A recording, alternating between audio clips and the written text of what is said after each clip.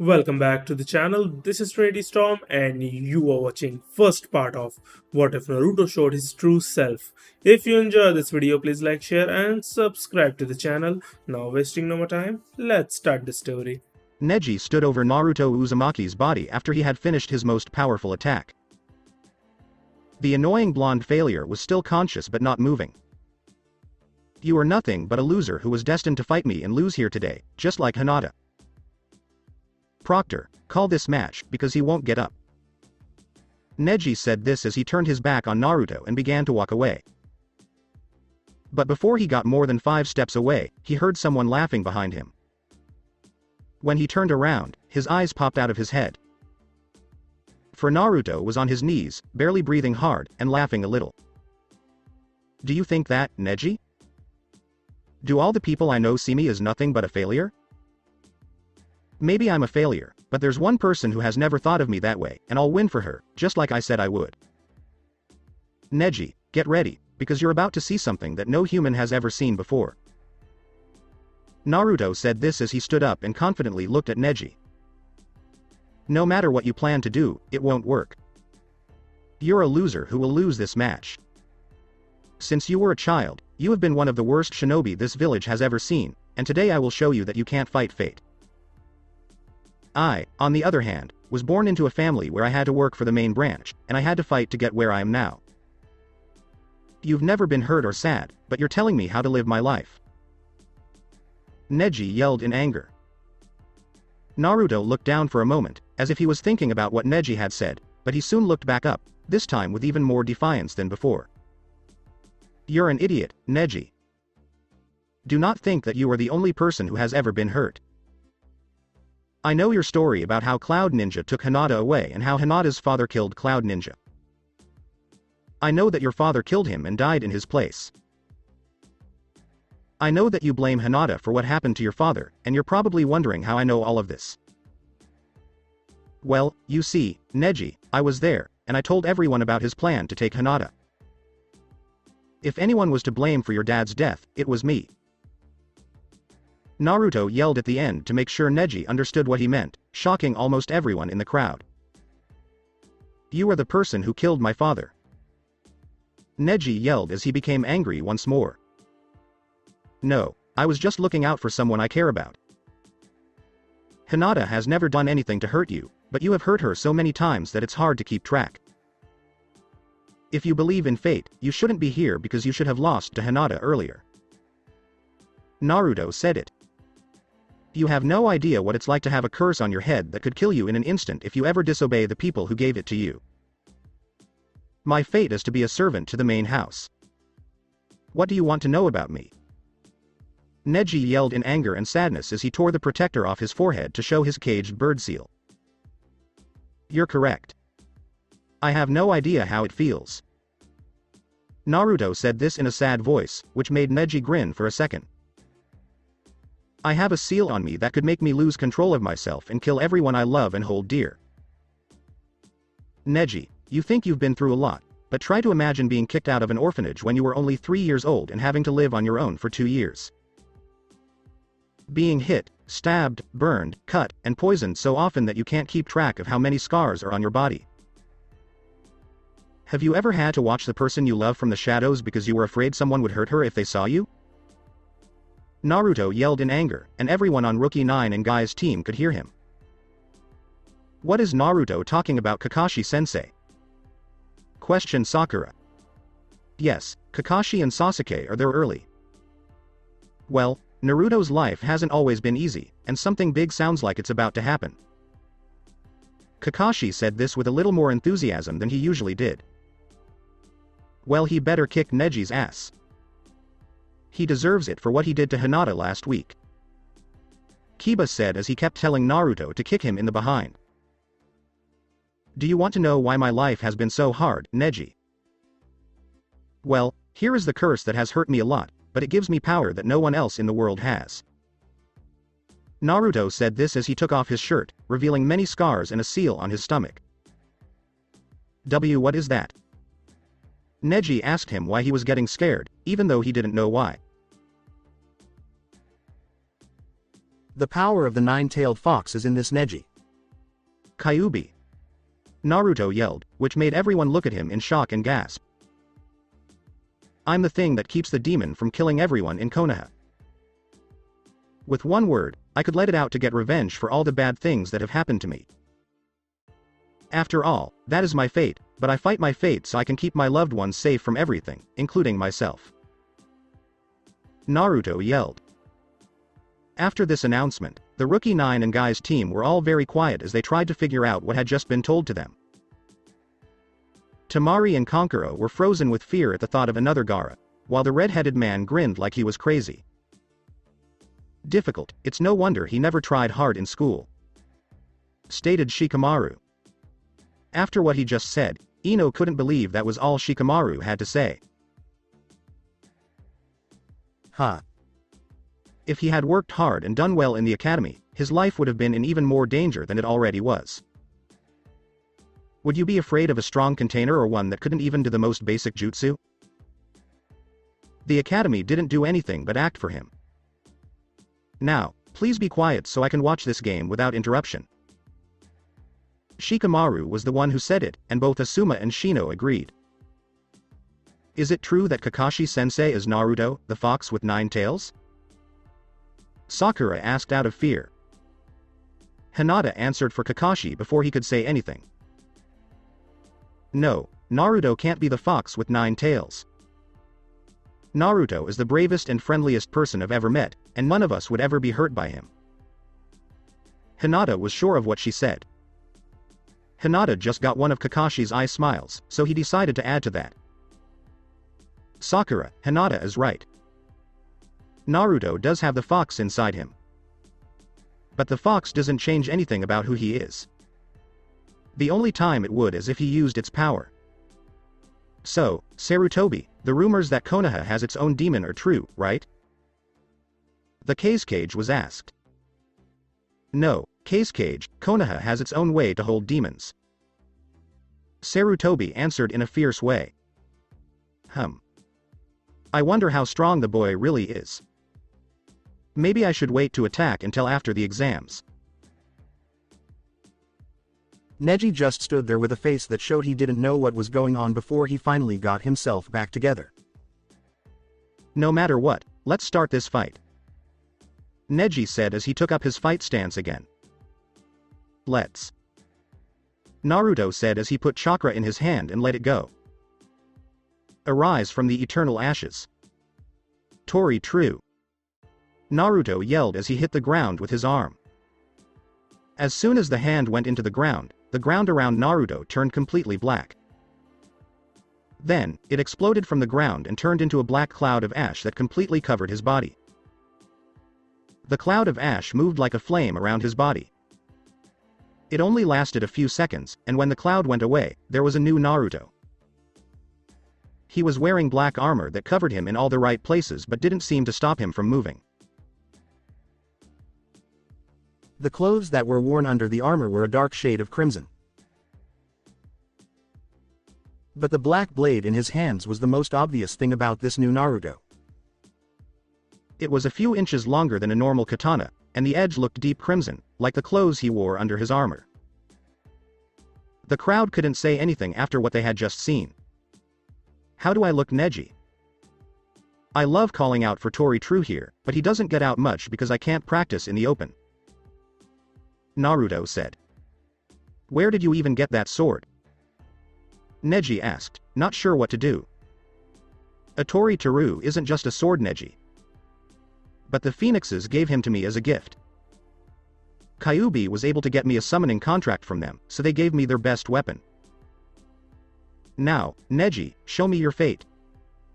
Naruto said this as he stooped down and took a low stance. No matter what, you probably don't even know how to use that blade, said Neji, just to make himself feel more confident. Then he went straight for Naruto, who was just standing there waiting. Neji didn't take long to get to Naruto, and as soon as he did, Naruto started to avoid all of Neji's attacks. It was clear that the battle had just changed. Neji's attacks never stopped and seemed to get faster, but Naruto was able to block a few of them with the blunt side of his sword when he couldn't dodge them. Most of the ninja who were watching the match were stunned by this because they had never seen Naruto move like this before. It was strange to see how the dead last could suddenly make the Hyuga prodigy look like a regular ninja. At last, Naruto, you've decided to be yourself in front of everyone. I hope you made the right decision, kid. I just hope you can reach your goal, because I don't think I'll be there to see it. Sarutobi thought this as he looked down at the Kazekage, who was smiling and excited about the game. Oh my. I didn't think the Kyuubi kid had so much power in him. I think I just found Sasuke replacement. Cons, I can't even think about what a Biju enhanced body could do. He thought Orochimaru was the Kazekage in a disguise. Naruto was still in the ring, dodging most of Neji's attacks, but he was now throwing a few swings with his blade that Neji just barely managed to block with a kunai he had pulled out. Neji jumped back to avoid being hit by Naruto's attacks. Is that everything, Neji? I was hoping for a tougher task. Naruto said this with a grin on his face. I am going to kill you. Neji yelled as he ran up to Naruto. When he hit Naruto, though, he was surprised to see that Naruto was just a shadow copy that turned into smoke. Gotcha. Naruto yelled as he fell from the sky and hit Neji in the face with a powerful blow, sending him across the stadium and into the wall. Neji slowly stood up, but Naruto was already there with his sword. Neji took out 2 kunais and tried to block and avoid Naruto's attacks as best he could. But Naruto's attacks came so fast that he couldn't keep up, and he got cuts on his arms and legs. Neji was now on the ropes, so Naruto jumped back to the other side of the arena to plan his next move. Give up, Neji, or you'll get hurt. Naruto said this as he got down on his knees. Never. I can't lose to you. It's written in the stars for me to win this match. Neji yelled back as he got his Kaden ready to defend himself against Naruto's attack. Alright, then, this battle will be decided by the next attack. Naruto yelled out while making a sign with his left hand. Ninja art. Flash step. Naruto yelled as he jumped up from his crouch and seemed to just vanish from the crowd's view. Suddenly, hundreds of clear Narutos began to weave in and out of each other around Neji. Neji had a hard time keeping up with Naruto's shadows. Think Ichigo versus Byakuya. Neji had his Byakugan turned on and was ready for anything, but he was surprised that Naruto had just started doing a move of raw speed. He turned around and saw a black and red flash behind him. He swung both palms at the flash. He hit Naruto right in the chest with the attack and smiled as Naruto coughed up blood. Flash step was a big hit.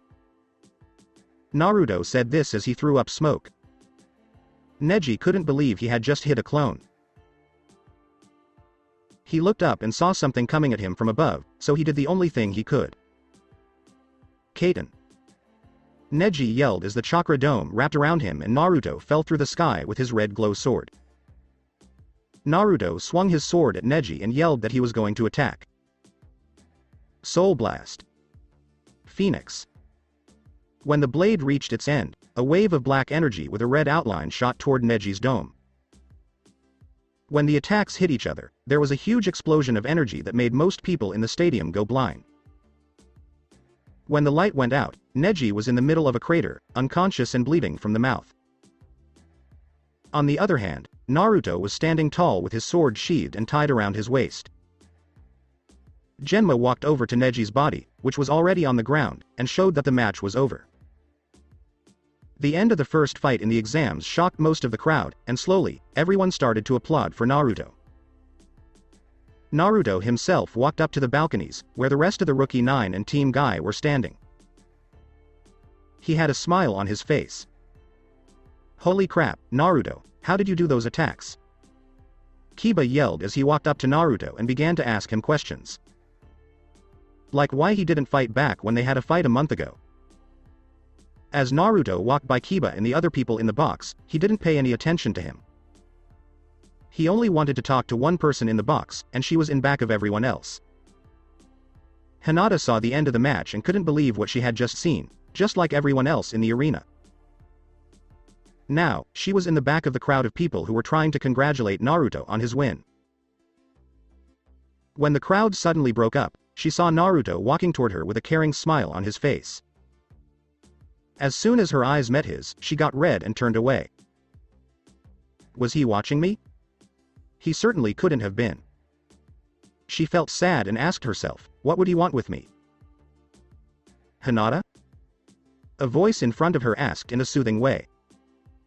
When she looked up, Naruto was standing just a foot away and smiling at her.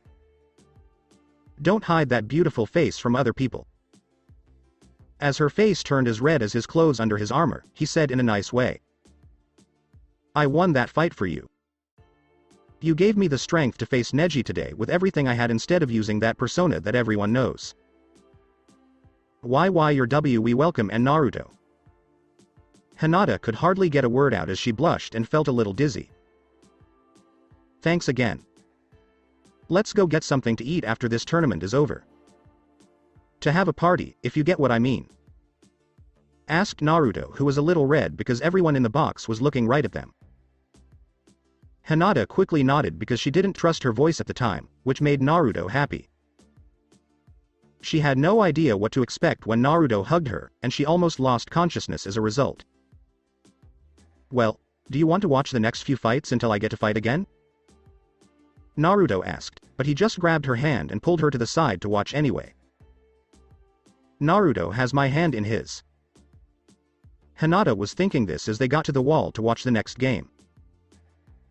The next two matches weren't very exciting because one was a forfeit and the other was just Shikamaru and Temari battling it out with their minds. Shikamaru had her right where he wanted her, but he ran out of chakra. Naruto and Hinata talked about small things and why Naruto was acting so strangely the whole time. When he told her that most of the villagers hated him because of the Kyuubi and that he didn't want them to attack him because they were afraid of him and that a ninja's best tool is deception, she quickly agreed with him. Naruto was surprised to find that everyone in the Rookie 9 liked him, even Neji, who had come back from the hospital to watch the rest of the matches and thank Naruto for showing him the truth. What you meant by that? Now it was time for the match Naruto was most excited about. Sasuke vs. Gaara. Naruto knew that Gaara was a Jinchuriki like him, but unlike him, Gaara had never had a precious person. Naruto wanted to fight Gaara in the finals because of this, but he still wanted his teammate to win. Hello, Teme. Don't be afraid of him. Naruto said this as Sasuke walked down to the arena, where Gaara was already standing and grinning. Dobi, I won't have to go all out against a piece of garbage like him. Sasuke said this with a haughty air. Sasuke, I'm telling you to be careful around him, Naruto spoke in a strong voice. Sasuke could only nod to show that he knew what was being said. Sasuke walked to the ring and stood on the other side of Gaara from him. You're a loser who should just give up, stated Sasuke. Sasuke Uchiha, you will show that I exist, and your mother will want your blood as proof. Gaara said this as his smile got even more crazy. Okay, Sasuke Uchiha will play Gaara of the Sand in the fourth match of the first round. Begin. Genma said this as he took a step back to avoid the first attacks. Gaara's sand shield blocked Sasuke's attempt to kick him, and Gaara tried to grab Sasuke's leg as he ran at him.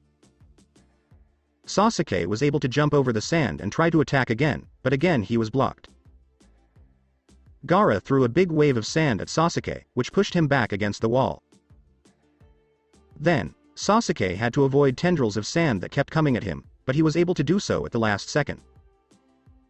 Fire release. Great technique for making fireballs. Sasuke yelled as he made the hand signs and attacked Gaara, who was still. As soon as the attack hit Gaara, it went off, but when the smoke cleared, all that was left in front of Gaara was a wall of glass. After that attack, Sasuke was out of breath, but he had to move again because more strands of sand were coming straight at him. It looks like I'll have to take off those weights Kakashi-sensei told me to wear. As he reached for his ankles and flipped the weights off, Sasuke thought. Even though Sasuke wasn't as good as Lee, he easily ran faster than the strands of sand and tried to punch Gaara. Gaara was surprised that his sand barely stopped the attack and that he was fighting two guys who were fast enough to be his sand. Gaara started to worry as the attacks kept getting closer and closer to him. He was suddenly hit right under the chin and thrown into the air. Sasuke was already on him from above. He grabbed the sash around his waist and started hitting him up and down like a yo-yo. Then he finished it off by putting both of his legs into Gaara's body, causing an explosion of dust and sending Gaara straight to the ground. Gaara's body was still on the ground when the dust cleared, and it looked like it couldn't be fixed. At least, everyone thought that before it turned out to be nothing but a pile of sand.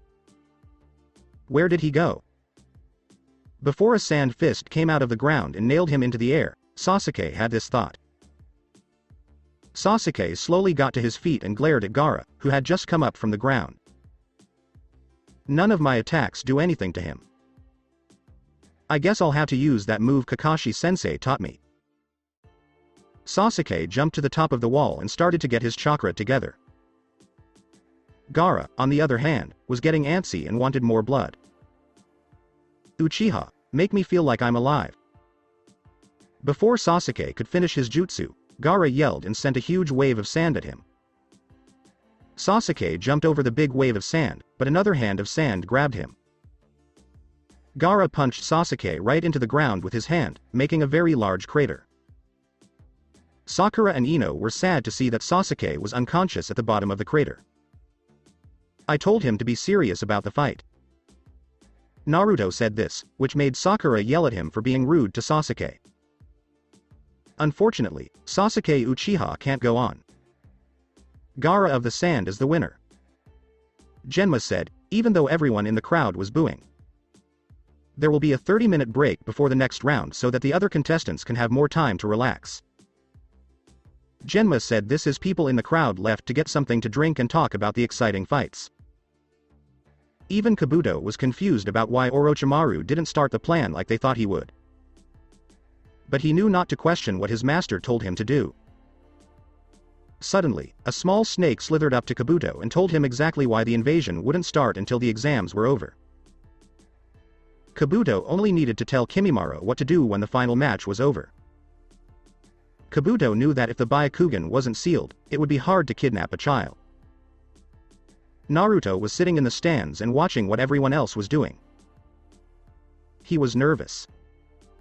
Even though they were well hidden in the crowds, the Anbu felt like they could be attacked at any time. He would not have been able to pull half of the tricks he did if he hadn't been able to sense the Anbu when he was only 9 years old. Come on, who really thinks that the dead last will ever trick Anbu? So you've also noticed how the Leaf Shinobi act, huh? Shikamaru asked Naruto as he sat down next to him. Yeah, it looks like a big event is about to happen. That's likely why Kankuro lost to Shino earlier by forfeit. I don't know why the Temari girl you thought wanted to fight, but it's likely because she's the Wind Mistress and everyone knows it, so there was no point in hiding. I don't know much about Gaara, but I think I know why he fights. Naruto said as he turned to look at the sand trio. It has to do with the beasts with tails, right? So that's why he said he had a demon inside him, and now I understand why you acted the way you did. This is just too hard for me to deal with. Shikamaru said this as he closed his eyes to think. Naruto. A voice came right up to him. Shino. Naruto replied, since he knew he was there the whole time Shikamaru was talking to him about the sand trio. I have no chance of winning against him. People say that his chakra makes him crazy, so my bugs won't even eat it. I think I understand why now. Shino said it. Naruto asked Shino, so, what are you going to do? I'm going to lose to him so I can save my chakra and bugs for the next battle. Shino replied. Well, it looks like he has to face someone in the finals. Said Naruto. If you can get rid of that annoying woman. Shikamaru replied, and Naruto did nothing but grin. Naruto spent the last few minutes talking to the other newcomers. Soon, he was on the ground with a mad Temari, but he didn't know why she was mad. Probably had something to do with the fact that he is related to a boy who wears makeup and looks like a cat. Okay, Naruto Uzumaki and Temari, the Wind Mistress, are up for the next round. Get set for Mortal Kombat. Genma yelled, and both the crowd and the fighters gave him a lot of confused looks. Temari quickly jumped away from Naruto because she knew he was better at fighting up close. I already know that most of your jutsu are done up close, and if I use my fans to keep you away, your sword won't be able to get to me. Temari said this as she grabbed her big fan. Wind release. Tornado slashing. Temari yelled, which made a tornado go straight for Naruto. Slash the Phoenix Wave. Naruto yelled as he took his blade out of its sheath and sent a wave of superheated red wind at the tornado. When the jutsu worked, the wind blade went straight through the tornado and almost cut off Temari's head, which surprised her. How did you make my jutsu useless? Questioned Temari. Tori True can use both fire and wind jutsu in a lot of different ways to attack. By focusing both types of chakra on my blade, I can make a superheated wind cable blade that can cut and burn through almost anything. Naruto said this as he got back into his stance. Okay, I guess I'll just have to use stronger attacks then. Temari said as she took out her fan once more. You could try. Naruto replied with confidence. Let the wind out, Blade Storm. Temari yelled as he began to swing her fan over and over, sending wind chakra blades at Naruto in the area where he was standing. This might cause trouble. Naruto muttered as he tried to use the Phoenix Wave slash again, but it only stopped 3 blades before it was destroyed by too many. So Naruto had to use his flash step technique to avoid the wind blades and throw Temari off from a distance. I'm not sure, but maybe Gamakichi could help. I could have him fire the flame bullet while I give it a huge boost with a lot of wind chakra. Naruto yelled, summoning jutsu. And slammed his hand into the ground. Gamakichi came out of the ground. Yo. Gamakichi said as Naruto kept moving away from the wind blades.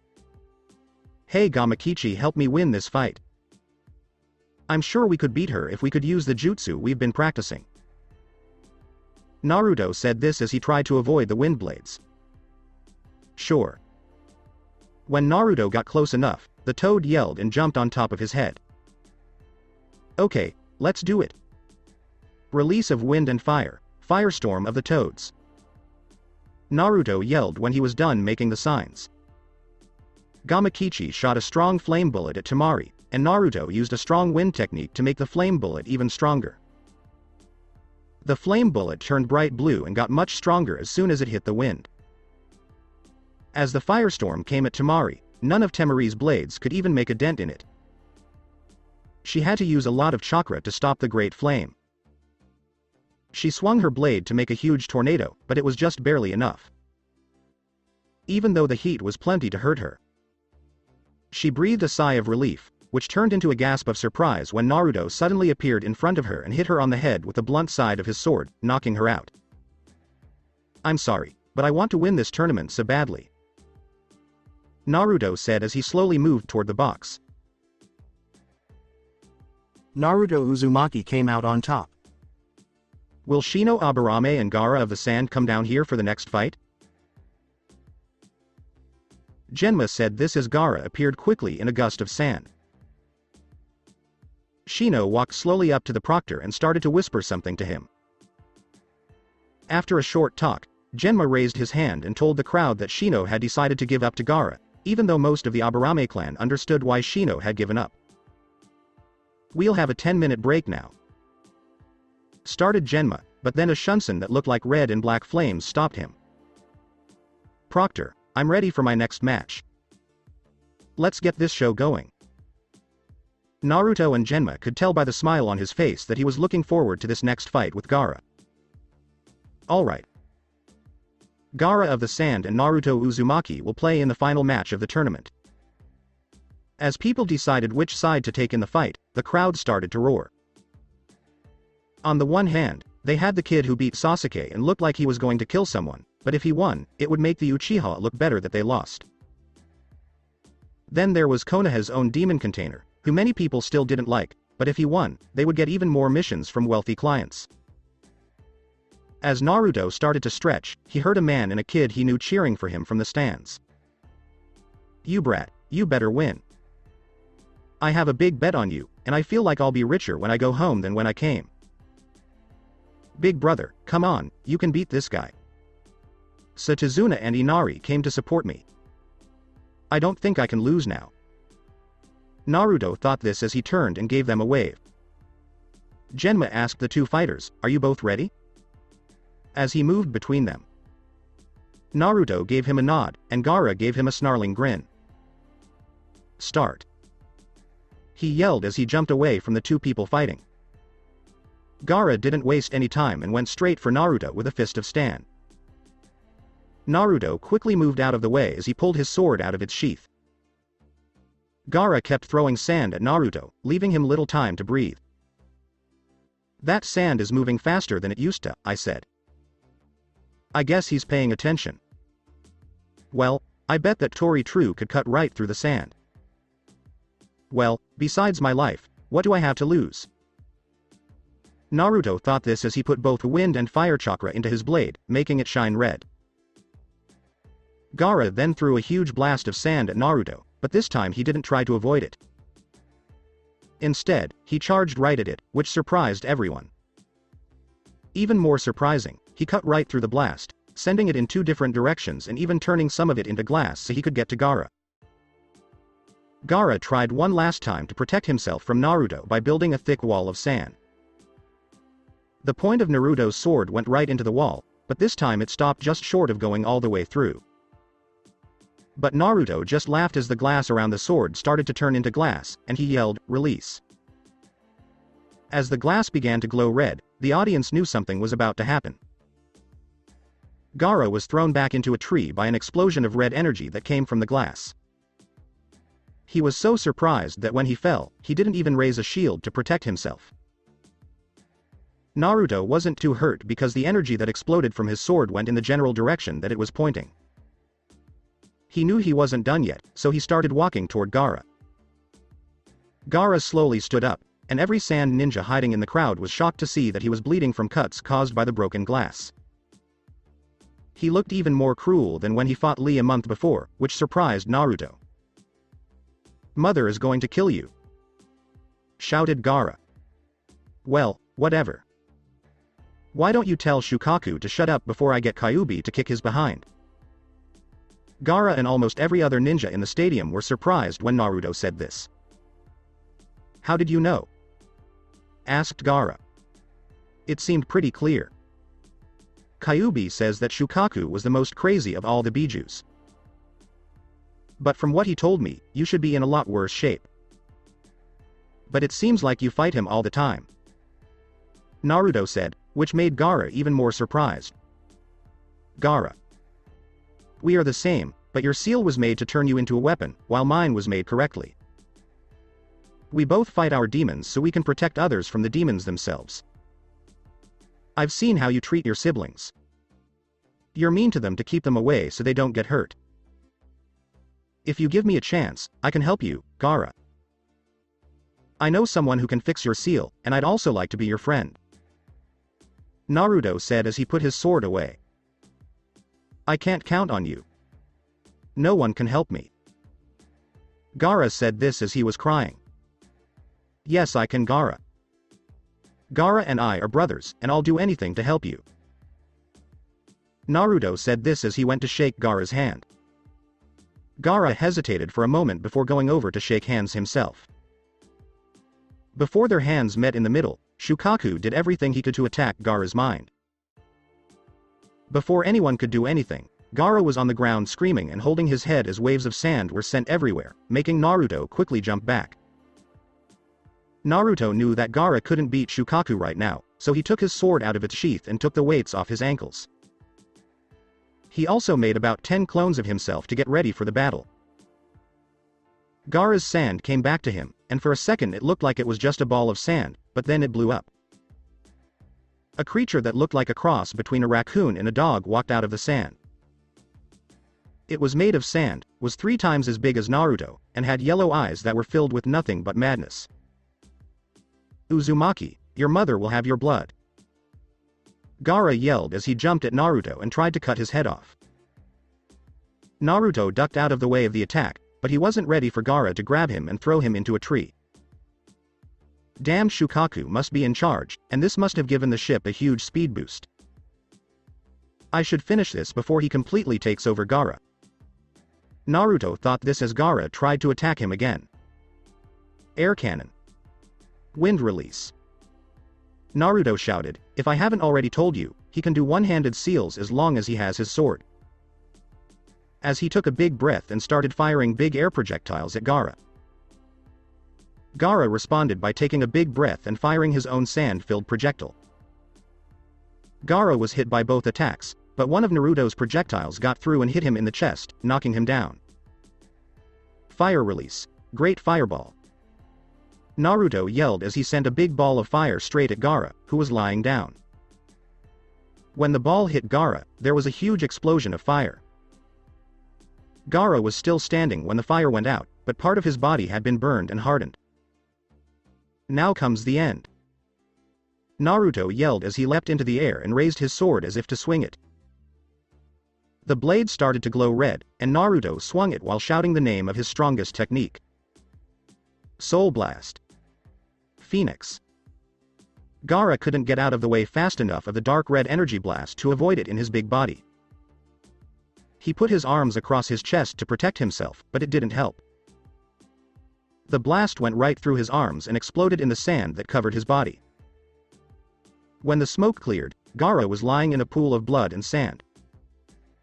He was barely awake. Naruto slowly walked over to Gaara and looked down at him as he tried to talk before passing out. Naruto got on his knees and heard what he had to say. "Thank you, Naruto. Repair my seal, I don't want anyone else to get hurt. There is going to be an invasion soon. Watch out, my brother," Gaara said as he shut his eyes. The doctors and nurses came out and took Gaara quickly to the place where they could heal him the best. Genma came up to Naruto and told him that he had passed the Chunin exams. Among the cheers and boos, a few people could be heard saying, "I'm rich." Naruto knew where most people came from. They were Iruka, Tazuna, Tuchi, and Hinata. But the celebrations would have to wait because 3 different parts of Konoha's wall blew up and a genjutsu made people start to fall asleep. It was the start of the invasion of Konoha. Explosions were going off all over Konoha as Naruto stood in the middle of the stadium, which had just turned into a battlefield. A sand Junin tried to attack Naruto with a kunai while Naruto and Genma stood there. Before the sand nin could even react, Genma quickly blocked the kunai and cut at his throat. Genma told Naruto, "Go find your team leader and do what he tells you to do." Naruto nodded and jumped up to the Genin box with the other rookies who were fighting off a few strong Chunin. Naruto joined the fight quickly and used his sword to stab a Chunin in the back when he tried to kill Neji when he was already tired. Naruto said to Choji and Shikamaru, who were both fighting a single Chunin, "Damn, I guess I did more damage than I thought. You guys should have been able to take him out without any trouble." Naruto tried to quickly stab the Chunin when he turned his back, but this one was smarter than the last one and moved out of the way. "You guys need help?" asked Naruto. "If it isn't too much trouble," Shikamaru said as he tried to grab the Chunin with his shadow jutsu, but the Chunin threw a kunai at him, forcing Shikamaru to dodge. Choji yelled, "Partial expansion jutsu," as his arm grew longer and hit the floor where the ninja had been just a second before. Naruto jumped into the air right where the other ninja was and cut at him with his sword. The ninja used a kunai to try and block the sword, but his eyes quickly widened in surprise when the blade cut right through the kunai and cut him deeply across the chest. He fell quickly, bleeding a lot from the wound. Choji said, "Thanks, Naruto," as he looked around to make sure everyone was safe. "No problem, but keep your guard up. We have no idea how many of them are in the area," said Naruto. While Naruto was fighting, there were other fights going on up in the box. Hinata, Ino, Tenten, and Sakura were all fighting two Chunin in pairs. That's quite a viewer box, huh? Sakura and Ino worked together to attack their Chunin, and they did a great job of it. Sakura was able to throw the ninja off with Genjutsu, and Ino was able to hurt him many times with Kunai. Finally, she was able to catch him by using a method that had worked for her family. So Sakura gave him a good kick to the head, which knocked him out quickly. Tenten used her weapons to keep the Chunin busy so Hinata could get closer. But because she hesitated just a little bit, the Chunin was able to move out of the way and kick her in the chest, sending her into the wall. Tenten quickly came to her aid by throwing a lot of shuriken and kunai at the ninja, who had to dodge and block the projectiles with his own kunai. But Hinata was able to get back on her feet and seal off his chakra as soon as he turned his attention to something else. As they nodded at each other, the two girls smiled at each other. Right at that moment, though, a sound shinobi with pale skin and white hair appeared right behind Hinata, knocked her out, and picked her up quickly. Tenten yelled, "Hinata!" as she threw a kunai at the ninja. But he moved out of the way when Hinata was in the way. She yelled, "What do you want with her?" Lord Orochimaru is interested in the Byakugan in particular, was all he said before dodging more kunai and jumping off the roof. "Hinata!" shouted Tenten in a last-ditch effort that didn't work. Just as Naruto was done talking to Shikamaru, he heard Tenten yell Hinata's name. "Come on. Let's find out what's wrong," Naruto said as Shikamaru, Kiba, and ran over to Tenten, who was leaning over the railing.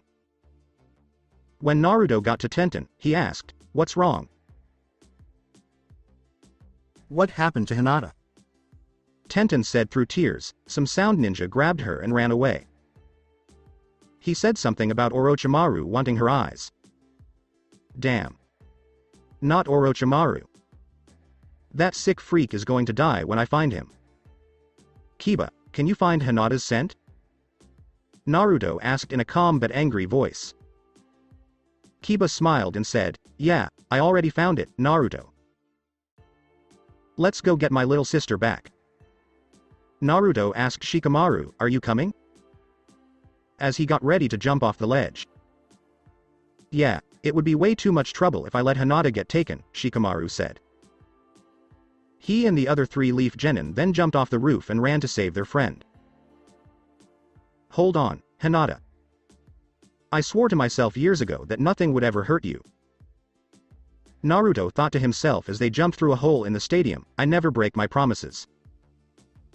Even though there was a lot of damage, they could see that the Leaf Ninja pretty much had everything under control. Some of the Sand Ninja even looked like they didn't want to fight the Leaf. Shikamaru said, "He was only about a minute ahead of us, so we should be able to catch up to him any time now." Naruto said, "If this guy is working on Orochimaru's personal orders, he has to be at least a Junin level. We will have to work together to beat him and get Hinata back." "Right, Kiba, you and I will have to attack him up close while I support you from a distance. When I get him with my shadow technique, Naruto, you will have to finish him off with your most powerful ninjutsu," said Shikamaru as they moved on. Kiba said, "Hey, Hinata's smell is getting stronger, but it leads into the forest." Naruto yelled, "Damn, we have to hurry now before it's too late," as he ran ahead of the other two in the direction he was going. Kimimaro was running quickly through the forest outside of Konoha with Orochimaru's newest student on his back. He would be farther away by now, but that damn Junin, who was supposed to be dead earlier, came out of nowhere. "I kept Hayate Gecko alive because I think he would be a great teacher for Naruto. Then that damn sickness made it even harder for him to run with the extra weight on his back." Last, 3 chakra signatures were catching up to his body, which was already weak. One of them had even more chakra than he did, so he knew there might be a fight. He stopped when 100 shuriken fell in front of him at once. He looked up and saw the blonde ninja standing on the tree in front of him. Kimimaro asked, "So you caught up to me? I don't know how you did it so quickly, since the others are still at least 5 minutes behind." Naruto said, "My flash step lets us cover a lot of ground quickly, but I have to slow down to attack, which leaves me open for a split second. I guess you want the girl back, right? Naruto took out Tori True and said, you could say that, or you could say I'm going to gut you for taking Hinata against her will. As Naruto pointed that sword at Kimimaro, it seemed to give off a dull red light. Kimimaro said, sorry, I don't have time for this, as a bone grew out of his wrist. It was about the same length as a katana and looked like one. Naruto thought it was disgusting. Naruto yelled, that's just wrong, man. Who rips bones out of his wrists? Kimimaro launched himself at Naruto and said, these bones are harder than steel because of my Kekkei Genkai. This is taking too long, I'm sorry I have to kill you. When bone hit steel, it made a hollow metallic sound that echoed through the area. Naruto stayed on the tree by using chakra. Both attacked each other quickly with everything they had. Kimimaro was shocked to see that Naruto could keep up with his attacks. Naruto jumped back and pumped his blade with wind and fire chakra, making it glow bright red. As Kimimaro tried to block the blow, he swung the sword down at him. Kimimaro was shocked when the blade went right through the hardened blow and came close to splitting his head open. But he was able to jump back and was only cut on the forehead. It looks like he knows how to use that sword well, because it's the same style as the other one I saw earlier. If I want to beat him in time, I'm going to have to go all out, thought Kimimaro as he began to attack even faster and more dangerously than before. Naruto had to fight back against Kimimaro and was just about able to stay ahead of him. He knew that he would have to use ninjutsu to beat him, but Kimimaro wouldn't let him attack or use hand seals. Kimimaro surprised Naruto by growing a second sword after he had replaced the first. Now, Kimimaro had two swords to Naruto's one. Naruto quickly got cuts on parts of his body that weren't important. He was careful to keep his joints and major organs safe so he could keep buying time. Kimimaro was annoyed that Kiba and Shikamaru showed up after only 4 minutes of fighting. They were surprised to see Naruto fighting the Junin even though he was covered in small cuts. Shikamaru said, this guy must be tough to make you look like you walked straight into a blender. As Kimimaro looked at his new opponents, Naruto said, watch it, Shikamaru. He's very tough. We need to go all out against him. He won't let me do too much ninjutsu. Kimimaro said, I don't have time for this, as he ran toward Naruto with his 2 bone blades. Kimimaro said, Dance of the Camellia. As he danced while attacking Naruto with a complicated kenjutsu that was hard for Naruto to defend against. Kimimaro was about to stab Naruto to death when Kiba and an Akamaru clone used their jutsu to push Kimimaro away before he could kill Naruto. Shikamaru then tried to take control of Kimimaro with his shadow possession jutsu, but Kimimaro jumped back and shot a bunch of bones straight at Shikamaru. But Naruto jumped in front of the bones and used his sword to block them. Wind release. Drilling air bullet. He shouted as he sucked in air and shot a ball of compressed air at Kimimaro. He jumped out of the way as the ball sailed past him and destroyed the trees behind him. But he wasn't quick enough to avoid, fang over fang, from Kiba. He got hit and fell after hitting another tree. Kiba laughed and said, take that, you jerk. Don't ever try to hurt my friends again. Kiba, don't get too cocky. If Orochimaru wants to kidnap Hinata, he is one of Orochimaru's best men, Naruto said as he looked at Kimimaro. He's right, that was too easy, Shikamaru said, and Kimimaro slowly stood up, which surprised Kiba but not the other two. Kimimaro said as the cursed seal of earth on his chest started to twist and change, it looks like I underestimated you three. Now I will kill you. Naruto said, oh no, he has a cursed seal just like Sasuke. Shikamaru asked, what is a curse seal? From what I've seen with Sasuke, I've learned that the curse seal makes you stronger, faster, and able to hold more chakra. Be careful, this fight could get ugly, Naruto said as he made 20 shadow clones. Gotcha, Naruto, yelled Kiba. No matter what you three do, I will do what my master tells me to do, Kimimaro said as bones started to grow all over his body, making spikes and some kind of armor. All of the clones attacked Kimimaro at the same time, but he just dodged their attacks and used his spikes and speed from the seal to quickly kill them. When Naruto saw this, he made even more clones because he wanted to study Kimimaro's plan before going in himself. Damn, we can't handle this guy. I'm going to have to go all out if I want to even have a chance to beat this guy. Summoning Jutsu. Naruto yelled, and Gamakichi and a bird with bright red, yellow, and orange feathers appeared next to the toad. It was called Hinotamash, and it was a phoenix. Hey, Naruto, do you need help? Asked the toad. What do you want to do, Naruto? Asked the bird. That's right, we have a skeleton here that seems to be almost invincible.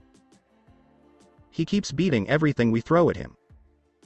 So I thought we should use that jutsu.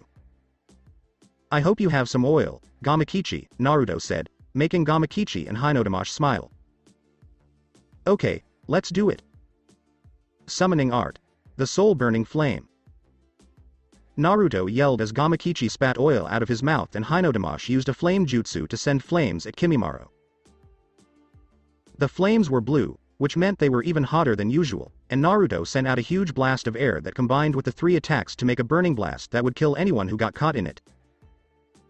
Kimimaro couldn't avoid the attack because 3 clones grabbed his legs and kept him from moving. As soon as the attack hit, the flames exploded outward, and the ground around him turned into a blue-flamed inferno. Naruto, on the other hand, was tired because it took a lot of chakra and because he had been fighting all day. He said, damn, that attack is good, but it takes too much chakra. Yeah. I don't think that guy would make it through an attack like that. Gamakichi said, and both summons vanished at the same time because they had lost most of their chakra.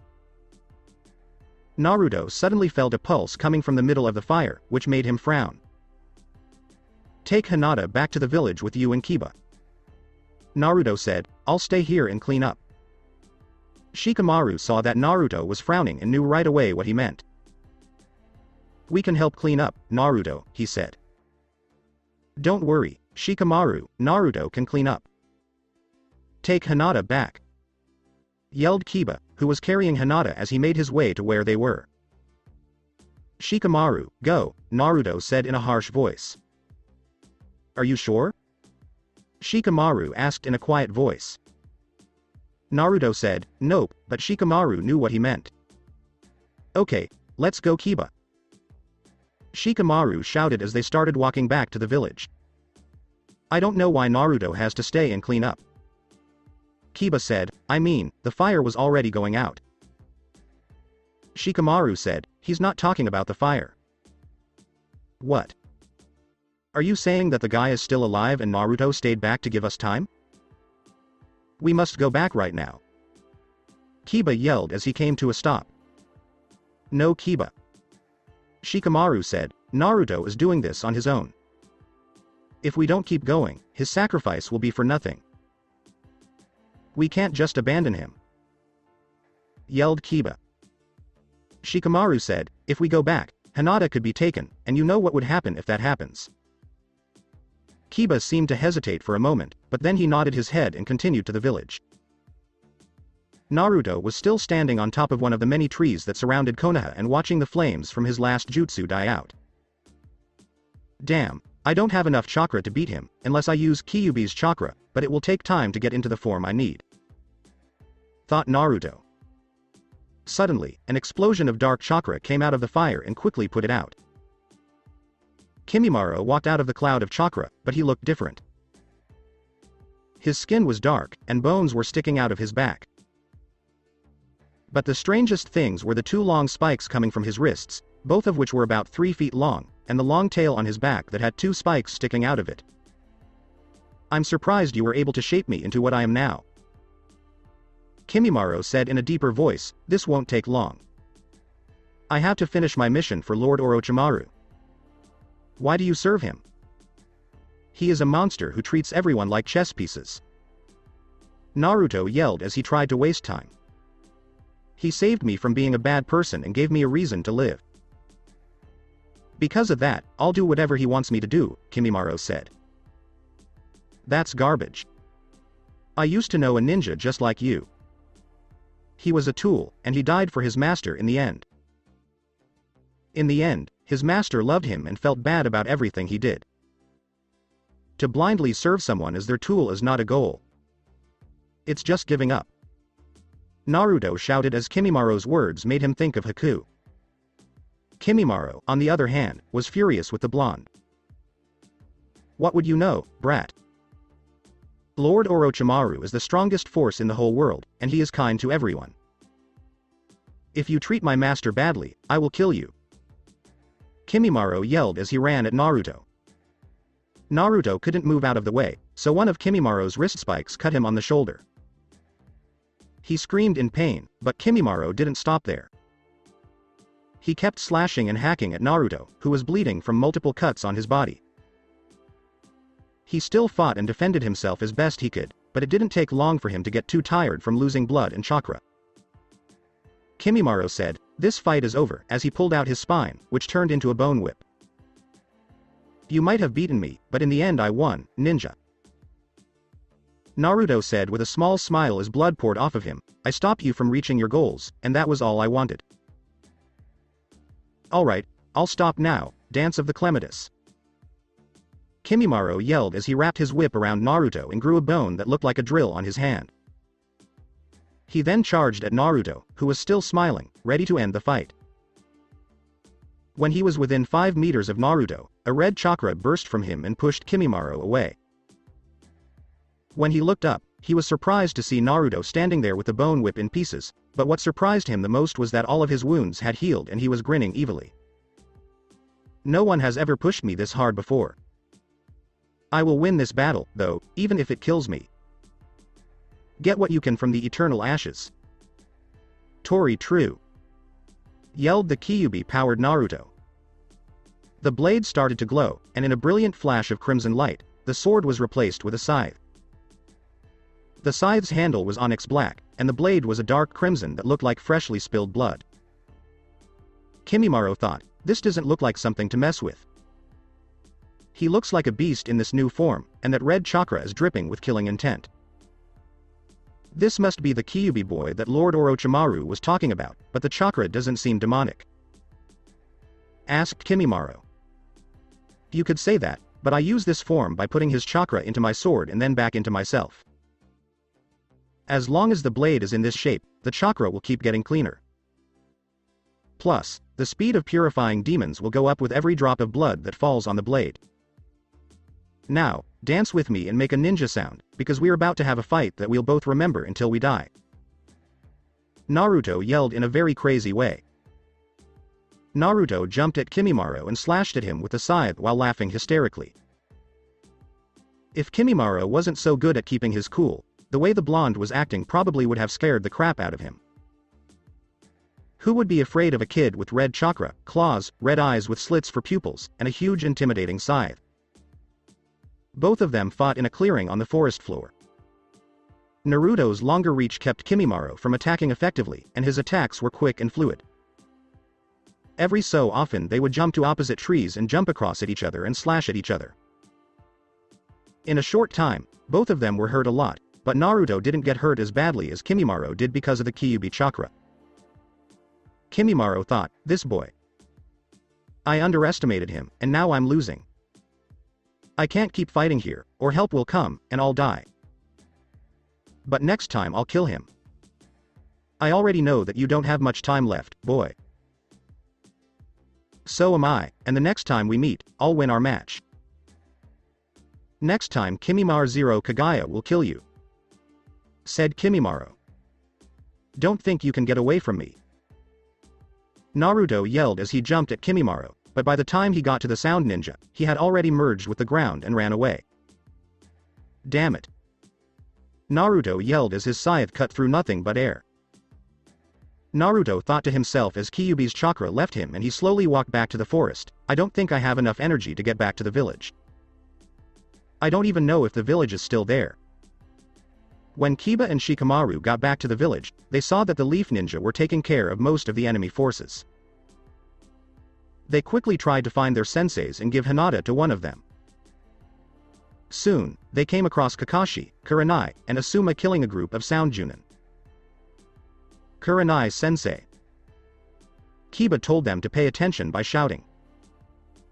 Kurenai quickly turned around and saw Kiba, Akamaru, and Shikamaru holding a passed-out Hinata while a tired Shikamaru stood next to them. She ran over and started checking on Hinata while Asuma and Kakashi questioned the two boys who were shouting about going to help Naruto. "What's wrong with Hinata?" "So tell us about Naruto," Kakashi asked. "A sound Junin attacked Hinata while we were fighting in the Genin box. He knocked her out and said that his master wanted her eyes. Before we could stop him, he ran away. We, along with Naruto, chased after him to save her. When we got to the forest, Naruto used that flash step move to get ahead of us and stop him. When we found Naruto, he was covered in cuts, but he wasn't out yet, so we both attacked. Naruto caught him in a huge firestorm by combining a jutsu with a toad and a phoenix. He told us to take Hinata back while he cleaned up the rest, but we knew that the sound Junin was still alive." Shikamaru quickly explained, "Naruto is still fighting him, and Naruto isn't strong enough to win on his own." Asuma said, "Damn, Kiba, take us to where they were fighting. We have to move fast if we want to find him." Kiba nodded and ran in the direction of where they were fighting. Hinata was slowly coming to, and when she opened her eyes, she remembered what had happened to her in the box. She quickly got to her feet and was ready to fight anything that came her way. "Hey, Hinata, don't worry, I'm not going to hurt you," Kurenai said. "Kurenai-sensei." Hinata asked her sensei, "What happened?" As she hugged him. "How did I get back here?" Hinata was confused. "I don't know how, but maybe we should ask Shikamaru some questions right now," suggested Kurenai as Hinata and her looked at Shikamaru. "That's bad. When you were taken, Naruto asked Kiba and me to help him find your kidnapper. We caught up and won the first round, but before he got back up, Naruto told us to grab you and run while he held him off." Shikamaru said, "Kakashi and Asuma just left to go find him." Hinata's face went from being very red at the thought of her crush saving her to being filled with admiration to being filled with horror. "We have to go check on Naruto and make sure he's safe." Hinata yelled as she tried to run in a certain direction, but Kurenai stopped her. She told Hinata to calm down, two of the best Junin in the village are going to help him, which made Hinata feel a little better. Hinata thought, "Naruto is putting his life in danger for me. If he comes back, I need to thank him properly for saving me from that Junin." Naruto was now crawling across the ground, and the exhaustion he was feeling was one of the worst he had ever felt. Suddenly, a shadow fell over him, and when he looked up, he saw his Kenjutsu teacher, Hayate Gecko, smiling down at him. "What in the world is wrong with you?" asked the swordsman, who looked sick. Naruto said, "I saved one of the few people I would give my life for, and I just barely made it out of the battle alive." "Well, Naruto, I'm proud of you. It looks like you and Toru just had a very good Kenjutsu match," Hayate said. "Thanks, sensei. Do you think you could bring me back to get checked out?" asked Naruto. "Oh, sorry. Well, let's go now," Hayate said as he picked him up and carried him back to the gates of Konoha. A minute later, he ran into Kakashi, Asuma, and Kiba, who were glad to see that Naruto was okay, even if he was tired. They got to Konoha and took Naruto to the hospital to make sure he was okay and not close to dying. At the hospital, they found doctors and nurses running around frantically trying to heal everyone they could. Then, to the ninja's surprise, Anbu surrounded them. "Asuma, we're sorry to tell you this, but Orochimaru killed Hokage-sama to protect the village. He fought 3 cage-level ninja and hurt Orochimaru for good," the head of the Anbu said, to the surprise of the ninja there. Asuma said with sadness, "Dad always talked about the will of fire. I'm glad he died protecting what he loved." Kakashi patted Asuma's shoulder and said, "He was probably the best Hokage this village has ever had. There are people who need more attention than me, like Hayate-sensei, Kakashi-sensei, and Asuma-sama." Naruto asked, "Could I please go home? I need to be alone," while hiding his face from them. Kiba looked like he was about to cry, too, and after telling Asuma he was sorry for his loss, he went home. Hayate gave Asuma his condolences and then went to Naruto's apartment. It didn't take him long to get there and put Naruto to bed. "Hayate-sensei, I wasn't strong enough to protect everyone like I promised," Naruto said. "Naruto, you should be proud of yourself because you saved one of your most important people today." Hayate said, "I know you thought of the Hokage as your grandfather, but he died for the village and wouldn't have wanted you to be sad for him." "Thanks, sensei," said Naruto as he closed his eyes and went to sleep. "I promise to train even harder and protect the village, just like the Hokages before me." Hayate thought, "I'm sure you will, Naruto. I've seen you rise from the ashes and become a strong ninja, but you still have a lot of room to grow." Naruto slowly opened his eyes, and the first thing he noticed was that he wasn't in his room anymore. Instead, he was in a huge field that was surrounded by a forest. In the middle of the pasture stood a huge tree that was at least 10 times as big as the trees in the Forest of Death. This was Naruto Uzumaki's mindscape, and it had been like this since he met the Kyuubi 7 years ago. Flashback. Kill him. Don't let the demon live. Trash. Were just some of the insults yelled at a small blonde-haired boy as he ran away from a group of drunk and angry villagers. Most people know that this little boy was Naruto Uzumaki, who holds the 9-tailed fox. The scared boy yelled, "Why do you want to hurt me?" "I didn't hurt anyone," as he ran into another alley to get away from the crowd. Unfortunately, this didn't work, so the boy had to rely on the kindness of the villagers. "Didn't hurt anyone? Is that what you said? You killed my brother and sister, you monster. If you weren't here, they wouldn't be dead," yelled a man at the front of the crowd as they got closer to the scared boy. The boy yelled, "I have no idea what you're talking about." "Lies," yelled a man as he hit the boy in the head with a big rock. When the rock hit Naruto and fell to the ground, he cried out in pain. He could hear the people getting closer to him and feel the wet blood running down his face from the rock. He had never felt so much hatred in his life, and it made him confused and scared at the same time. Naruto thought that this was the last time he would ever lose, because he really thought that his life was over. The crowd quickly gathered around him and began to hit him in the face and ribs. Naruto could feel his ribs breaking with each kick, and when a kick hit him in the face, it even broke his nose. The crowd cheered as a big man picked up Naruto and repeatedly punched him in the face with his fist. Then he hit Naruto in the stomach, making him cough up blood with each blow. But he never yelled out in pain or showed any sign of weakness in front of everyone. He learned a long time ago that it would only make them stronger. The man then threw him back into the crowd, where he was cut and stabbed with knives and other objects. Naruto was barely breathing, but he was still awake when the crowd had had enough fun and they just put him down in a pool of his own blood.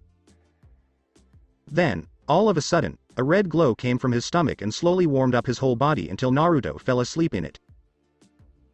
When he opened his eyes, he was in a dark place that looked like a sewer with water all over the floor. What is it? What do I do? When the villagers beat me up again, wasn't I just lying in a pool of blood? The boy asked himself as he walked down the long sewer. Then he saw a red light coming from a different hallway. He changed course and went after the light because he felt he had to. When he went into the room where the glow was coming from, he saw that it was huge, and on the other side of the room, there was a huge prison gate. Naruto didn't understand why it looked like a prison cell until he saw a piece of paper on the gate that said, "Seal." The room was filled with a deep laugh that came from behind the cage. Naruto was really scared, because he didn't know what was behind such a big cage. Then, from behind the gate, 2 bright red eyes came out and looked straight at Naruto.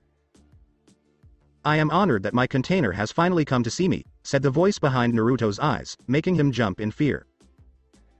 Naruto asked, "Who are you? Where am I? What do you mean by container?" The voice laughed a little bit. "You don't know who I am. I'm the Kaibi no Waiko, the most powerful being on the planet, and we're inside your mind. the voice said as the nine-tailed fox moved closer to the bars to show who it was. The boy was scared and confused. But how are you in my mind? The fourth Hokage killed you 7 years ago. He yelled. Oh, the fourth Hokage did beat me, but he couldn't kill the most powerful being on the planet, so he sealed it into you because you were the only boy he could trust to do such an important job, said the Kyuubi. The confused boy asked, why was I the only person he could trust? Aren't you supposed to be a bad demon? Well, I could tell you, but you're not ready for that kind of information. The reason I'm not trying to eat your soul is because I'm not evil. Not all demons are evil. The tailed beasts are demons, but not the evil kind. We were put on Earth to keep the balance, said the Kyuubi. You're not a bad demon who wants to destroy everything, are you? Naruto asked. No, I was caught in a genjutsu by a strong ninja. It made me angry, so I attacked your village, the demon said. When Naruto had calmed down a bit, he asked, so what do you want with me? The Kyuubi said, ah, you're smarter than you look. I don't like being stuck with you, but I can't do anything about it because the fourth Hokage was a genius, so I'll give you a chance of a lifetime. Naruto asked, what's the offer? I may be sealed inside you, boy, but that doesn't mean that what you do doesn't affect me. I need to keep up the illusion that I am still the strongest being on the planet, so my container better be the strongest fighter on the planet, said Kyuubi. That's great. I could easily become Hokage if you taught me. Is that the only reason you want to teach me? Naruto asked after he had been happy for a while. Kyuubi said, well, it wouldn't hurt if you changed your mindscape to make more room for me. If I'm going to be here for the rest of your life, I'd rather be comfortable. Naruto looked like he thought about this for a while, and then he smiled. You've got a deal, Kyuubi. I'll take care of the mindscape problem right away. This was the start of a powerful friendship. Naruto and the Kyuubi would practice in secret for the next 7 years to avoid punishment from the villagers. 2 months later, Naruto would sign the summoning contract with the Phoenixes and receive Tori True from them. Stop looking back. As Naruto walked toward the base of the tree, he thought, I wonder what Kyuubi wants to talk about now. As he got closer to the tree, he saw the Kyuubi sitting in what looked like his den, which was a large crack in the tree. So, Kyuubi, what did you want to talk to me about? Asked Naruto. I'm not much of a brat, but I just wanted to tell you that you did a good job. I didn't like how that sound ninja smelled like snakes. He was probably a high-level Junin ninja. I think you only won because of 2 things. First, something in his lungs was making him weaker. I could smell it in his breath. Second, he didn't give you enough credit early on in the fight, Kyuubi said.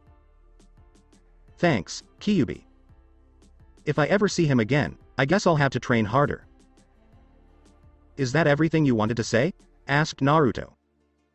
No, I just want to make sure you really want to take off your mask now. Is it a good idea to go after that girl, and can you now fight off the village? Asked Kyuubi. To tell the truth, I don't think I'm ready. But Hinata has been waiting for a long time, and I can no longer hurt her. Naruto said, I have made my choice and will stick with it until the end. The Kyuubi just smiled and nodded to show that he understood. Good, take care of her boy, he said as the mindscape started to fade away. Naruto woke up with a start and fell out of bed. This happened every time he went into his mindscape, and it was really annoying. Damn, what am I going to do today? He thought as he got out of bed and went to the bathroom. 30 minutes later, Naruto was running through Konoha to check out the damage done to the village. Many buildings had been turned into rubble, but the damage could have been worse. Suddenly, Ambu agents surrounded him on top of one of the buildings. Naruto Uzumaki, you're wanted at the Hyuga compound, said one of the agents. Naruto's eyebrows went up a lot when he heard that, because he had always thought that the Hyuga clan hated him. Okay, Ambu-san. May I ask why I'm being called to the Hyuga compound? asked Naruto. The Anbu said, "Sorry, Uzumaki-san, but we were only told to take you to the Hyuga compound." Naruto nodded and followed the masked Anbu. It took less than 20 minutes to get to the compound, and all of the Anbu left right away. Naruto walked up to the gate and noticed right away that the walls looked like they had been damaged a lot.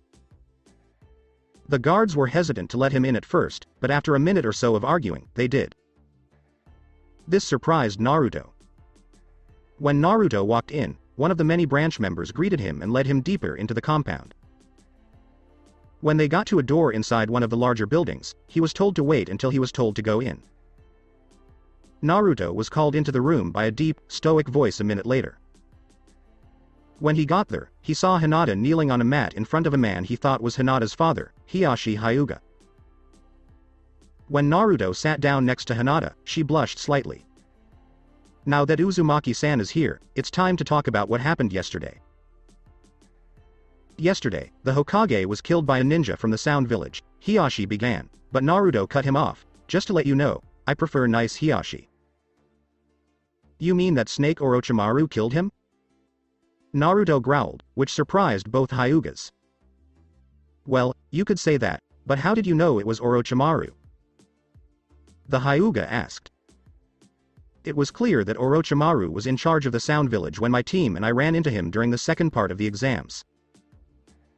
Then, the ninja who attacked Hinata kept saying that his lord Orochimaru had plans for Hinata," Naruto said as he spat out the name Orochimaru like it was poison. That makes sense, and that's why I invited you over to my house today. Since the village doesn't have a Hokage right now, it's up to the clans to keep track of what's going on. So, you were asked to come here to talk about what happened when that sound ninja attacked my daughter, Hiyashi said. Well, I guess that makes sense. Naruto began, and soon he was telling the Hyuga clan head as accurate a story of the battle as he could. Hinata sat there heavily blushing as she listened to everything Naruto did to save her from the bone-wielding ninja. "Naruto, that was a pretty interesting story you told there." Hiyashi said, "I know you've been hiding your powers from Konoha for a while now, and I'd like you to know that the Hyuga clan has always stood by you since that day," which surprised Naruto even more. "So the Hyuga clan doesn't think I'm the fox hiding in human form?" asked Naruto. "No. I've always trusted my old friend Yondaime's seal because he was a strong ninja," said the Hyuga clan head. "Thank you, Hyuga-sama, it means a lot to me," Naruto said with respect. "If you don't mind, I'm going to go train for the day," Naruto said as he started to stand up. "Well, I want to say one more thing about Naruto. It's what you'll get as a reward for saving Hinata," Hiyashi said. "If you need anything, don't be afraid to ask." Naruto smirked, and when he saw Hiyashi's smirk, he knew he would regret what he had just said. "Well, Hyuga-sama, Hinata and I were wondering if we could go out tonight when things have settled down a bit," asked Naruto, who was scared. Hinata was very red and was yelling in her head for her father to say yes to what Naruto had just asked. Hiyashi narrowed his eyes at Naruto, which made him sweat and move around a little. He then looked at Hinata and saw that she was blushing and had a faraway look on her face. Hiyashi sighed when he saw this, but he couldn't say no to his daughter. Naruto bowed and quickly thanked him, then turned to Hinata and told her he would pick her up at 7 that night. He then walked out of the room and left the compound to train. Naruto soon found himself in one of the many training grounds doing kenjutsu with a bunch of his clones. He weaved through the clones, attacking when he saw an opening. The dance of blades went on for an hour, until Naruto destroyed every single clone. He then made 200 clones to help him with his jutsu and control training. Jiraiya said, "It's hard to believe that the Gaki is really that strong." Yes, he kept this all from Team 7 for a long time. It is very strange that he never used these jutsu against Zabuza when we fought. He could have gotten by for a while. "Hayate, you taught him how to fight with a katana. Did he show you any of his jutsu?" asked Kakashi. "Well, he never used any chakra-based jutsu, but I did notice that for someone his age, he learned very quickly." Hayate added, He also told me that he is practicing a style that we all saw him use when he killed all of his clones. That was a style I didn't know, Hayate. Did you teach it to the Gaki? Questioned Jiraiya. No, he's been working on it on his own, but it's not done yet. It will be a 9-step Kenjutsu style that gets better as it goes. He is only on the 4th step so far. Hayate said, he calls it the dance of the Biju, which made everyone else stop and look at him. Kakashi said, wow, that will be a powerful style if he learns it in the future. Yeah, he says that each step will involve a certain Biju, Hayate said. Kakashi asked Jiraiya, so, Jiraiya, what are we going to do now that the Hokage is dead? The tone of the conversation changed right away. The council has already asked me to be the next Hokage, but I can't because my spy network is too important to give up. So I'm going to go get the only other person who could be Hokage, Jiraiya said, which surprised the 2 Junin. So you're going to find out that Tsunade is the Hokage? The 2 Junin said in shock. Well, Gaki won't be the only one who will help bring her back. Jiraiya shocked the other 2 Junin by saying, this will also give me a better chance to teach him the Rasengan, like I wanted to do earlier. At his current level of skill, the Rasengan will learn very quickly. But why do you need Naruto's help with this? Asked Kakashi. Jiraiya said, the Gaki down there will show Tsunade what it means to be a ninja of the leaf, because that kid is practically on fire with the will of fire. I can't argue with that. By the way, Hayate, why did you start teaching him Kenjutsu? Continued Kakashi. Well, the Hokage asked me to teach him how to use a sword, but when I saw that he wasn't a fox demon and that he loved learning Kenjutsu, I knew he could be even better than me. So, since that day, we've met every day after your team exercises to help each other get better. Hayate said, it also helps that he knows Shadow Clone Jutsu, and the others nodded. Well, I have to go tell the council that I'm going to go look for Tsunade.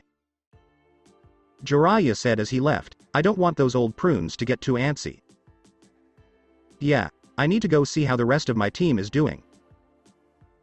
Sasuke will probably ask me to train him more so he can beat his brother, Kakashi said as he, too, vanished in a swirl of leaves. Hayate stayed a few minutes longer before leaving to find his friends Genma, Azumo, Katetsu, and Yugo. Naruto kept practicing for a few more hours before he realized he needed to get ready to pick up Hinata. He got back to his house in less than 5 minutes and started looking through his closet for something nice to wear. He finally found what he was looking for because it was the only nice outfit he had for situations like this. He then took a shower because he had been practicing for over 4 hours. Naruto changed his clothes and was now wearing light blue jeans and a black turtleneck shirt that was a little too tight for him, but it looked good overall. After all, this was a gift from the old man, and he owed it to him to wear it out of respect for him.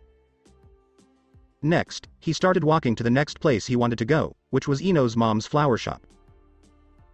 He got there pretty quickly and went inside, where he met Ino. Hey Naruto, what are you doing here, and why are you dressed so well? Questioned Ino. Well, I was wondering if I could get some flowers for tonight. Asked Naruto nervously. Wait. Why do you want flowers tonight, Naruto? Who is the girl you're going out with? Is she Sakura? Do I know her? Quickly asked Ino. What? No, it's not Sakura. I never really liked her. It was all a show, because I knew she didn't like me and I didn't want the villagers to hurt her. If I had asked out the girl I like, the villagers might have hurt her, Naruto said quickly. Oh, so you never really liked Sakura. I guess I should have known after what happened yesterday, since you didn't go bragging to Sakura. You went straight to Hina. Ta instead. Oh my god.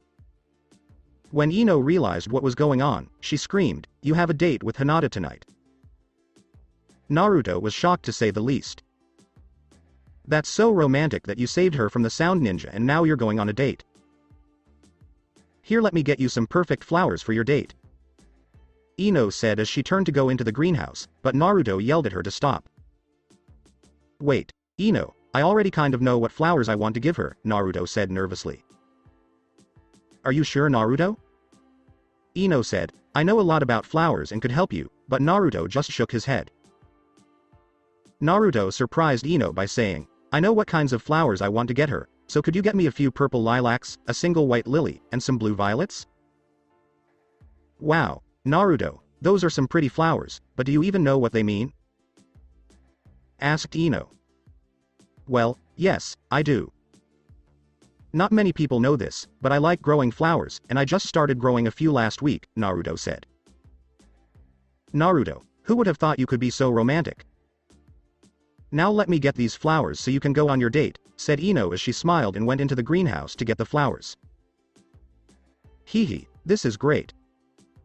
I should go get Shoji and Shikamaru to help me spy on them. It's mostly to make sure Naruto doesn't do anything wrong with Hinata, but who cares? It'll be fun to see them together, thought Ino as she took the flowers and went to the counter for Naruto to pay. After thanking Ino and putting the flowers into a seal on his wrist, Naruto went to the Hyuga compound, his next stop for the night. He went to the gates and asked the guards if he could go in.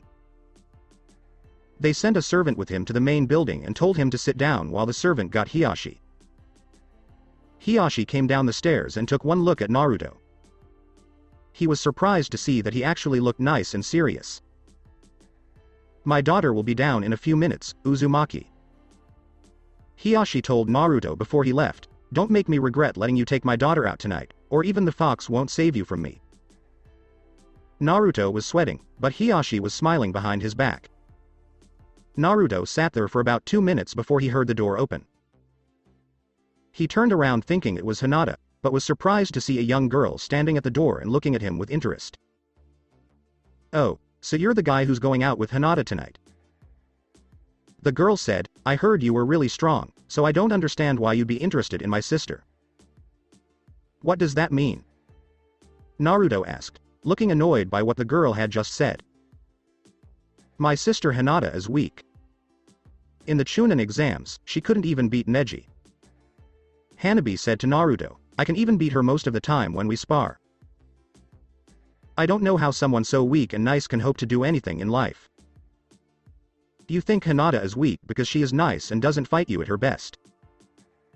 She probably loses to you because she doesn't want to hurt her sister, because that's not what family does. Not put down family members and try to make them feel like trash because they are kind. Hinata is the most kind and powerful person I know. Naruto said in anger, she's been through a lot, but she still gets up and goes on, no matter what other people think. Hanabi said, Humph, kindness is just a weakness that doesn't belong in the clan at all. Konohamaru told me good things about you. I think he's wrong. He said you were brave and nice. I guess you're just a selfish little girl who would throw her sister out into the street if it meant becoming head of the clan, Naruto said to a fuming Hanabi as he turned away, but Hanabi just turned and walked out of the room. Hinata finally walked in a minute later, which made Naruto's jaw drop. She was wearing a lavender sundress that went down to her knees, and her hair had grown longer in just one day. It was now down to her shoulders, which Naruto thought was because she knew some jutsu. She was also blushing heavily, which Naruto loved. Hi Hinata, are you all set for tonight? Naruto asked as he stood up. Hinata, who was very nervous, stutteringly said, Yes, I'm Naruto. Thanks for inviting me out tonight. Good, Hinata, now you don't have to be so scared of me. Besides, you're much cuter when you act like yourself and don't stutter, said Naruto in a nice way.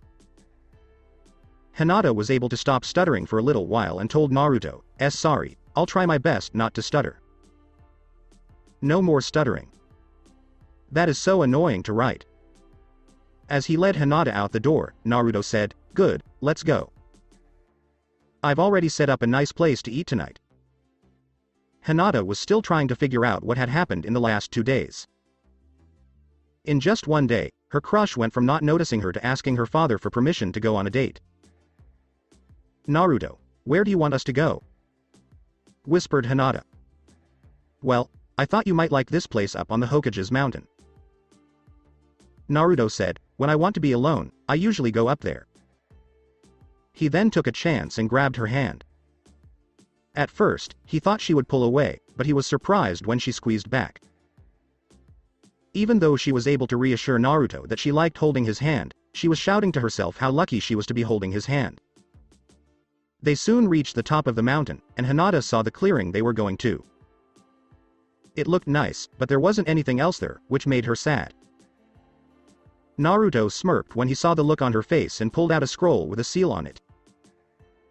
He opened it, and to Hinata's surprise, a table with 2 seats and candles on it appeared in a puff of smoke, along with a full dinner. Hinata was speechless. "This is amazing, Naruto. How did you do it?" she asked in awe as she sat down in a chair Naruto offered her. "Hey, when I was training, I had some clones cook this, and others made sure everything else was properly sealed. Ero Sennin taught me a few seals, and I just kept practicing." Naruto said as he gave her food, "I heard that the Yondaime Hokage was an expert on seals, and I hope to one day be better at everything he was good at. Use your imagination to what they were eating." For the next hour, the two of them sat there, ate, and talked about what they had been doing since they were put on teams. When Naruto finished, the two of them were on top of the Yodaime's head, watching the sun go down. "Hey, Hinata, here are some things I wanted to give you." Naruto opened the flowers he got earlier and gave them to a surprised and blushing Hinata, saying, "I hope you like them." "Naruto, do you know what these flowers mean?" Hinata asked. "Oh my god, does he know what these flowers mean? Does this mean that he actually likes me?" she asked in a tense way. "Hey, yeah, I do. Sometimes I like to study things that don't have much to do with what most shinobi study.